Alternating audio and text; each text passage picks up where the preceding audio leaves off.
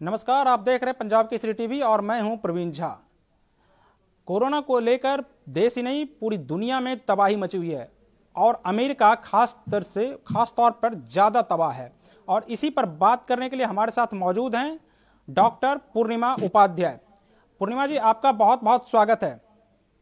Thank you so much for having me here today and on सबसे Punjab पहले Case. मैं सबसे पहले मैं पूर्णिमा जी के बारे में बता दूं। पूर्णिमा जी मूलतः जमशेदपुर की रहने वाली हैं, उसके बाद करनाल में रही, फिर दिल्ली में रही और अब वाशिंगटन डीसी में हैं। वहाँ पर हार्वर्ड यूनिवर्सिटी में असिस्टेंट प्रोफेसर हैं और सबसे बड़ी बात कि जो मेडिसिन की हैं। तो आज हम जानना चाहेंगे पूर्णिमा जी से कि अमेरिका में इस वक्त क्या हालात हैं कोरोना के। जैसे कि आप सबको पता है और ये सब कुछ बहुत ज्यादा न्यूज कवरेज में भी है। काफी बुरे हाल हैं। हालात काफी सीरियस हैं क्योंकि खास करके पिछले 3-4 दिनों में जो हमें एक्सपेक्टेशन था कि जो केस रेट और साथ में डेथ रेट जो कम होना शुरू हो जाएगा, वो नहीं हुआ। एंड इसीलिए हमारे जो प्रिडिक्टिव जो मॉडल्स थे उनमें नॉट गलती तो नहीं बोलूंगी मैं, लेकिन उनमें वो थोड़ा फॉल्टी है, वो एक्यूरेट नहीं है। And because they depend upon the input. तो बॉटम लाइन में कहने का मतलब ये है कि आई थिंक आज for example so far we have 12 lakh के ऊपर cases and out of which 72,000 deaths already हो चुकी हैं। Maximum hit. आप क्या मानते हैं इसके पीछे की वजह, क्या मानते हैं कि क्यों इस तरह से वहां पर फैला? क्योंकि बाकी देशों के मुकाबले अमेरिका में कुछ ज्यादा ही इसका प्रकोप देखने को मिल रहा है। सही बात है। 2-4 कारण है इसके। एक तो ये है कि आप देखेंगे अमेरिका में भी किस कहां पर है। एक तो न्यूयॉर्क में है जो कि ईस्ट कोस्ट पे है और वहां पे ज्यादातर लोग जब भी बाहर से आते हैं, मैक्सिमम नंबर ऑफ लोग they usually go to New York and otherwise to California. New York is particularly more common. तो बहुत से विजिटर्स, बहुत से लोग ट्रैवल करके आए थे। एंड मुझे ये भी लगता है, ऑफ कोर्स बहुत सारे भी डाउट्स हैं, लेकिन मुझे ये भी लगता है कि ये दिसंबर 2019 में शुरू नहीं हुआ था, उससे पहले से थोड़ा चल रहा था ये actually. And by the time we caught it, मतलब जब हमें मालूम चला जनवरी के एंड में, ऑलमोस्ट फरवरी 2020 के, तब तक थोड़ी देर हो चुकी थी कुछ भी कर पाने के लिए। तो वाशिंगटन डीसी में इसका क्या प्रकोप देखने को मिल रहा है? क्योंकि न्यूयॉर्क में तो काफी ज्यादा संख्या है वहां पर, लेकिन वाशिंगटन डीसी में क्या हालात हैं? बहुत सिमिलर है, लेकिन न्यूयॉर्क जितना बुरा हाल इसीलिए नहीं है शायद हमारा, क्योंकि न्यूयॉर्क में एक बहुत खासियत है। वहां पे जो हमारे मुंबई के जो चॉल टाइप के घर होते हैं ना, जैसे हाई राइज अपार्टमेंट्स कह सकते हैं आपने, जो कि बहुत साथ साथ होते हैं। एंड वो बहुत कॉमन चीज है, न्यूयॉर्क में बहुत कॉमन है। बाकी अमेरिका में वो आप कभी नहीं देखेंगे। So that's one of the reasons कि वहां पे जो है पॉपुलेशन की डेंसिटी जो कहते हैं वो बहुत टाइट है, बहुत हाई है। सो इसीलिए you see that spread happen in New York on a major basis. एक और बात ये भी है कि जो मैक्सिमम अफेक्टेड हुए हैं इससे, ये हुए हैं नर्सिंग होम्स। जो नर्सिंग होम का अलग मतलब होता है इस देश में। नर्सिंग होम यहाँ का मतलब होता है नॉट अ क्लिनिक और आउट पेशेंट क्लिनिक नहीं। नर्सिंग होम का मतलब होता है जहाँ वृद्धाश्रम, जहाँ पे ओल्ड पीपल रहते हैं। तो उस वृद्धाश्रम में you are seeing a maximum number of cases. तो क्यों वहां पे हो रहा है? बिकॉज वंस अगेन बहुत पास पास रहना पड़ता है उन्हें, और एज काफी होती है, काफी मेडिकल प्रॉब्लम्स होती हैं। सो ये सब कारण तो हैं जो हम सोचते हैं क्यों इन जगह पे हुई। और कोई दूसरा और कारण सच एज किसी ने जानबूझ के सब कुछ किया। आपको लगता है क्या कि बाकी देशों में जिस तरह से लॉकडाउन लगाया गया, अमेरिका में उस तरह से लॉकडाउन के रूप में नहीं लगाया गया? क्योंकि वहां पर लोग फ्रीडम को ज्यादा मतलब महत्व देते हैं, बहुत तो वहां पर लॉकडाउन पूरी तरह से नहीं किया गया। पार्सली कुछ कुछ जगहों पर हुआ, लेकिन उसको जो कहा जाए एक तरह से कि लॉकडाउन लगाया गया जिस तरह से इंडिया में लगाया गया और या बाकी देशों में लगाया गया, वो वहां नहीं लगा। तो क्या ये लॉकडाउन नहीं लगाना एक फेलियर है? I don't think so. क्योंकि सबसे पहली बात यह है कि जैसे कि हम कल बात कि कोरोना वायरस से एक्सपोजर से क्या हम कभी बच पाएंगे? The answer is no. हमें कभी ना कभी तो इस वायरस का सामना करना ही है। द क्वेश्चन इज कब करना है।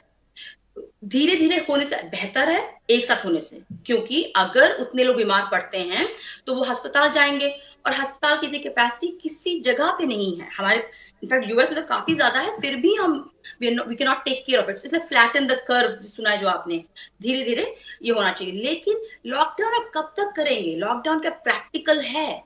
फॉर एग्जाम्पल हम स्वीडन का, मतलब I am just trying to be the devil's advocate. I do understand from epidemiology point of view, from the public health point of view, कि लॉकडाउन या जैसे यहाँ पे शेल्टर इन प्लेस या कुछ हद तक आइसोलेशन, जो है सोशल डिस्टेंसिंग वगैरह, तो वो काम हो। लेकिन लॉकडाउन प्रैक्टिकल चीज है। फॉर एग्जाम्पल अगर पूरे देश को हम पूरा बंद कर देंगे, अगर छोटा सा देश हो तो ठीक है, जैसे न्यूजीलैंड वगैरह है, वो तो उसकी अलग बात है। लेकिन अमेरिका जितना बड़ा देश और इसकी जो अर्थव्यवस्था है, जो इकोनॉमी है, उस पे जो हम सोच, इसको बस आसान से सोचते हैं कि अच्छा अर्थव्यवस्था means economy means money versus life. ये नहीं है, मनी की बात नहीं है, क्योंकि इकोनॉमी से भी लोगों की लाइफ चलती है।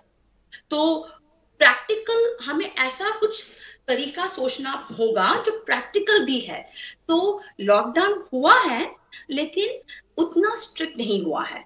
नहीं तो आपके हिसाब से, आप चूंकि एक डॉक्टर हैं, तो आपके हिसाब से क्या तरीका अपनाए जाने चाहिए जिससे कि इसका प्रभाव भी कम हो जाए और जो अर्थव्यवस्था जो है वो भी ठीक से फ्लोरिश हो सके? मैंने इसके बारे में काफी रातें गुजारी है सोचते हुए इसके कि तरीका क्या है, आखिर इसका कुछ ना कुछ तो जुगाड़ होना चाहिए ना। और मुझे लगता है, और मेरे हिसाब से आरटीपीसीआर जो टेस्ट है, जो एक्चुअल वायरस के आरएनए, मतलब कि उसके जेनेटिक मटेरियल को पकड़ता है, 24 घंटे लगते हैं मैक्सिमम टेस्ट रिजल्ट आने में। उसके दाम अभी महंगे हैं, लेकिन आप बल्क में करोगे और थोड़ा सा प्रेशर लगाओगे इन कंपनीज पर तो सस्ता भी हो जाएगा, ऐसी कोई बड़ी बात नहीं है। उस टेस्ट को हमें बहुत हाई रेट्स पे धड़ाधड़ यूज करना पड़ेगा। किस पे यूज करेंगे? भारत से जो आयात किया गया था, यानी कि वहां पर मंगाया गया था अमेरिका में हाइड्रोक्लोरोक्विन, तो क्या उस दवाई का इस्तेमाल वहां पर कोरोना के पेशेंट को पर किया जा रहा है, हाइड्रोक्लोरोक्विन का या एजिथ्रोमाइसिन का? Yes, I'll come to that just one second. We'll come to the treatment part. But before that is practical point of view, आपको RT-PCR टेस्ट करने होंगे। किन पे करेंगे? जो वापस जा रहे हैं काम पे। So let's talk about India for example. अब लॉकडाउन खुल गया है तो बहुत से लोग वापस जा रहे हैं काम करने के लिए, तो उन पे RT-PCR टेस्ट करने होंगे। तो आप कहोगे RT-PCR टेस्ट जो इतना महंगा है कैसे करेंगे इतनी पॉपुलेशन पे? जो same thing in US also. हमारी और आपकी हालत almost we're in a worse situation, but financially हम एक जैसे ही हैं। तो कैसे करना? इनका पूल्ड RT-PCR टेस्टिंग होती है, उसके बारे में I can talk about later. वो टेस्ट पूल्ड करना पड़ेगा, और दैट्स जो नेगेटिव है वो लोग जाओ काम पे, जो पॉजिटिव है क्वारंटीन में जाना पड़ेगा। एंड जो भी 65 के ऊपर है, डायबिटीज है, हार्ट डिजीज है, हाई ब्लड प्रेशर है, और कोई भी क्रॉनिक लंग कंडीशन जैसे कि एम्फीसीमा वगैरह हो, वो ये जो 4 कैटेगरी के लोग घर में रहना पड़ेगा उन्हें। और अच्छा, जब तक इसका कोई वैक्सीन नहीं आता है या कोई दवाई इस रूप में नहीं आ जाता है, तब तक लोगों को क्या करना चाहिए कि जिससे कि वो कोरोना से बच सकें? सोशल डिस्टेंसिंग अब हमारा एक नॉर्म बन गया है, तो हमारे पास मास्क हमेशा ही होना चाहिए। मतलब अगर आप 2 लोग हैं यहाँ पे, तो मतलब घर से जब भी बाहर निकलें तो मास्क जो है मास्क पहनना कंपलसरी है। और सेकेंडली है कि 2 फुट की दूरी कहते हैं ना, 2 या 1 मीटर जो है, वो जो मेंटेन करना जरूरी है। तो उतने डिस्टेंस में कोरोना का फैलने का, या मतलब अगर मेरी खांसी होती है जो भी है, तो आप तक पहुंचने का चांस कम हो जाता है। So that is one thing we can do, that's all. लेकिन जो हेल्थी हैं, ठीक है, हमें तो बाहर जाना ही पड़ेगा काम करने, जैसे हम जा रही हूँ, जैसे मैं जा रही हूँ, और हमें कोरोना वायरस लगेगा और हम रिकवर कर जाएंगे। मौतें होंगी, but we can not change that too much. हम हमेशा के तो लॉकडाउन में नहीं रह सकते ना। अच्छा, आपने बहुत अच्छा प्रश्न पूछा कि हाइड्रोक्सीक्लोरोक्विन का क्या करना है। हाइड्रोक्सीक्लोरोक्विन एक बहुत ही बढ़िया दवाई है मेरे ओपिनियन में। Now again this is as per my opinion बहुत स्टडीज प्रो हैं, कॉन्स हैं, और ये भी डिपेंड करता है कि वो स्टडी किसने की है, कहाँ पे हुआ है, एंड ऑल दैट स्टफ। लेकिन hydroxychloroquine as a principle is an excellent medicine for use for any corona virus. In fact SARS-1 के लिए भी था, और SARS-2 अभी जो SARS-CoV-2 वायरस जो है उसके लिए भी।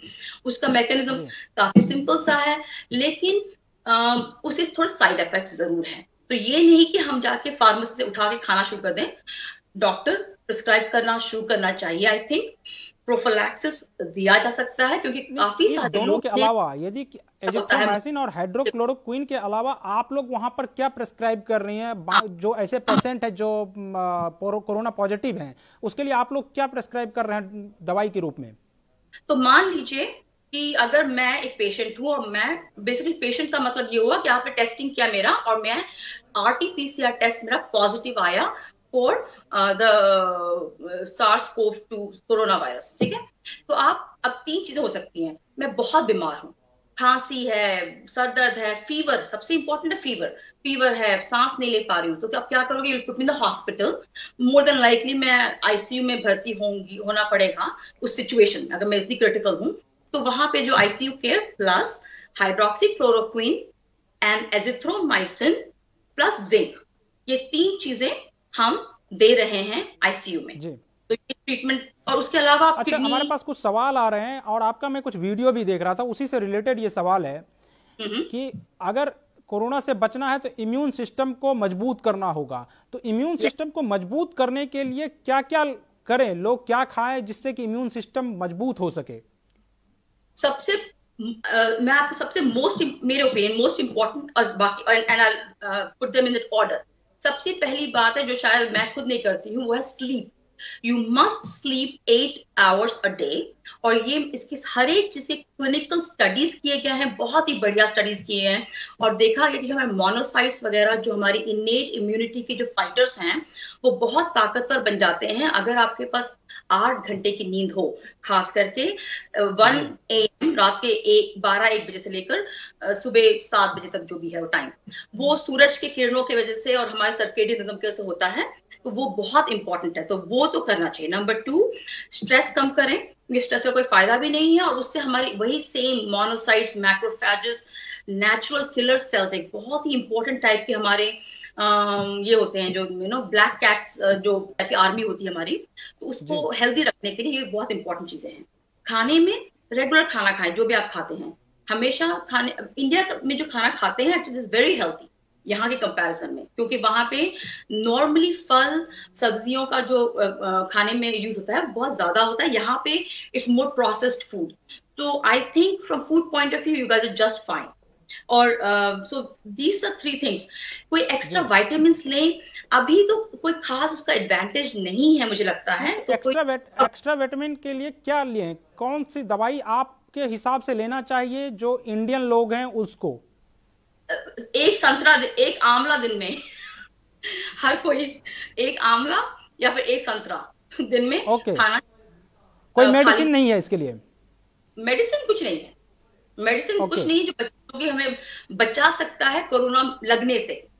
नंबर 1। क्या विटामिन सी की जो गोलियां है, विटामिन सी की जो गोली है, क्या वो लेना बेहतर होगा, या फिर कोई आंवला या संतरा ले वो ज्यादा बेहतर है?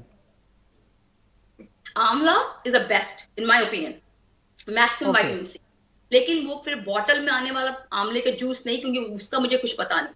आंवला नहीं जो ओरिजिनल होता था ना आंवला, दैट्स वन थिंग। जी जी जी बिल्कुल। एक संतरा दिन में, ओके, नॉट द जूस। मैं जूस इसलिए मना करती हूँ कि विटामिन सी एक वाटर सॉल्युबल विटामिन है, और ये जो है धूप लगने से गर्मी में खराब हो जाता है। तो ये जो गोलियां मिलती हैं मुझे पता नहीं उसके अंदर क्या होता है क्या नहीं होता, इसलिए। और इनकी ये स्टडीज की गई हैं कि बायो अवेलेबिलिटी होती जो ये गोलियों की वो बहुत कम है, और उसमें क्या है God knows. I mean I can not guarantee you that, because वो कोई FDA कंट्रोल नहीं करता उनकी क्वालिटी। तो मैं तो आपको कहूंगी अगर आपके पास आंवला अवेलेबल है as a best, imli, amla, but doesn't matter, any vitamin C का सोर्स, एनी सिट्रिक एसिड का सोर्स विल बी फाइन। अच्छा, एक सवाल इंडिया से रिलेटेड है कि इंडिया में जिस तरह से लॉकडाउन लगाया गया, तो क्या आप इसको बेहतर मानते हैं अमेरिका के तुलना में, क्योंकि अमेरिका में पूरी तरह से लॉकडाउन नहीं किया गया था। हाँ, क्योंकि देखिए दो चीजें हैं। अमेरिका का जो सरफेस एरिया है, मतलब जितना बड़ा देश है ना, वो इंडिया से मुझे एग्जैक्ट पता नहीं, शायद 5 गुना बड़ा है। और जी इसकी आबादी इंडिया से 5 गुना कम है, गुना। तो मतलब कि 25 हो गया ना, 5 × 5, तो 25 डेंसिटी फर्क है। अगर इंडिया में लॉकडाउन नहीं लगता तो गॉड ओनली नोस क्या होता अब तक, which would have been a huge disaster. तो मतलब जो मोदी जी ने किया है, I mean I can't say enough about it, but I am like it's a very very very good thing. लेकिन वो लॉकडाउन जो था, उसने सिर्फ एक तरह से बांध लगा दिया है, या एक होल्ड लगा दिया है प्रॉब्लम पर। वो प्रॉब्लम जाने वाला नहीं है, प्रॉब्लम है। आपने सिर्फ एक गेट लगा के रखे हो, और गेट का धीरे खोलना पड़ेगा ताकि एक झटके से सामान बाहर ना आए, धीरे धीरे बाहर आए। तो अब ये जो गेट कैसे खोलना है और कौन बाहर आएगा, ये जो स्ट्रैटेजी है, ये बहुत इंपॉर्टेंट है। और ये स्ट्रैटेजी अगर सही पड़ता है तो लॉकडाउन फायदेमंद हुआ। अगर ये स्ट्रैटेजी गलत पड़ता है तो वो लॉकडाउन बेकार। एक और बात है, एक दो आपसे पर्सनल सवाल भी है कि आप अभी अमेरिका में हैं और वहां डॉक्टर हैं, अगर आपको भारत आकर काम करने का मौका मिले, और अगर आप क्या भारत आएंगी काम करने के लिए वापस? डेफिनेटली। मैं यूजुअली हर साल 2 बार आती हूँ इंडिया, डेफिनेटली। एंड मेरे बच्चे अभी इतने बड़े हुए हैं कि मुझे उनको मेरी कोई खास जरूरत नहीं है यहाँ पर। तो मेरे 2 बच्चे हैं। So point is, I am free now. So actually मेरा 2020 का गोल था, my international travel and humanitarian work, और थैंक्स टू कोरोना वो सबका सब बैठा हुआ है अभी तो, but yes that's a plan. अच्छा, एक आखिरी सवाल है कि जिस तरह से भारत में लॉकडाउन के बाद भी कुछ लोग उस लॉकडाउन का सही से पालन नहीं कर रहे हैं, वैसे लोगों के लिए आप क्या संदेश देना चाहेंगे? देखिए, मैं ये बता रही थी आपको पहले कि लॉकडाउन की 2 चीजें होती हैं, या तो 100% होता है, या होता है 0%, या 100 या 0। बीच में कुछ नहीं होता। बीच में जो भी हो वक्त की बर्बादी है और अर्थव्यवस्था को चोट देने वाली बात है, लेकिन कोई खास फायदा नहीं होगा। तो मेरे कहने का मतलब है कि लोगों को समझना पड़ेगा कि जितना टाइट स्ट्रिक्ट लॉकडाउन था, या अगर वो करते उतना जल्दी, और अभी भी जितने रेड जोन्स हैं, ऑरेंज जोन्स हैं, उन सब में यही समझना पड़ेगा, जितना टाइट लॉकडाउन करेंगे, बेटर करेंगे, तो आप उतनी जल्दी बाहर निकल पाएंगे इससे। वरना it's not going to any value. और आफ्टर ऑल ये जो कुछ कर रहे हैं, ये हमारे लिए कर रहे हैं, ये समझना जरूरी है। तो जो हमारे फायदे के लिए लोग कर रहे हैं, why are we not following that? I don't understand. So, चलिए पूर्णिमा जी, आपका बहुत बहुत शुक्रिया, आपने समय दिया इसके लिए। और जो लोग देख रहे हैं, उनका, पूर्णिमा जी का ये कहना है कि अगर आपको कोरोना से बचना है तो आंवला का सेवन कीजिए, क्योंकि आंवला जो है वो विटामिन सी का सबसे बेहतर साधन है, और अगर आप आंवला का सेवन करेंगे तो हो सकता है कि कोरोना से ज्यादा बेहतर तरीके से लड़ सकते हैं। तो बहुत बहुत शुक्रिया पूर्णिमा जी आपका भी, और जो दर्शक अभी तक हमारे साथ जुड़े हुए हैं उनका भी बहुत बहुत शुक्रिया। You are very welcome. Thank you so much for giving me the opportunity. Bye-bye.